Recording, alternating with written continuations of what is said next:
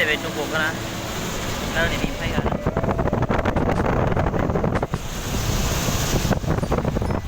หันนะไม่หนักอ่ะก็มีจะไหนไก่เองครับไก่ก็ใหญ่มากกว่าวันนะได้6 วันทำได้ฮะนะพวกอะไรเนื้อที่แถว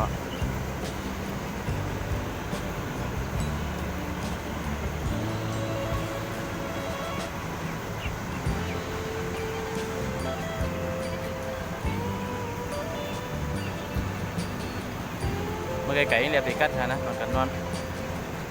มันเลยได้ขึ้นลุกว่าก็พอได้ถึงเรียบกัดอ่ะ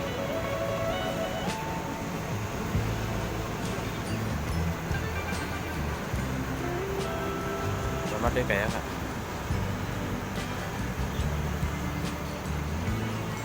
แค่วางไตบนทางนี้นะ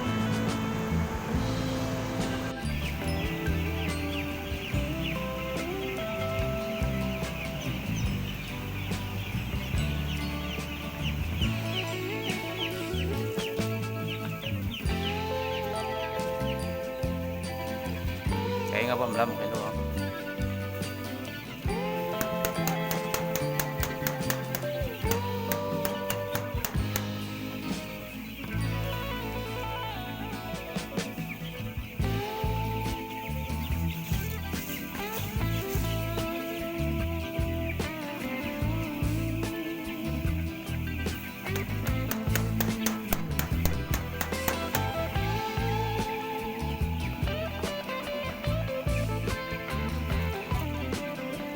ไม่เป็นกล้องเขา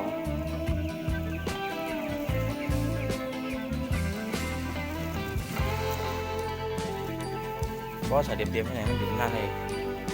ใส่กัน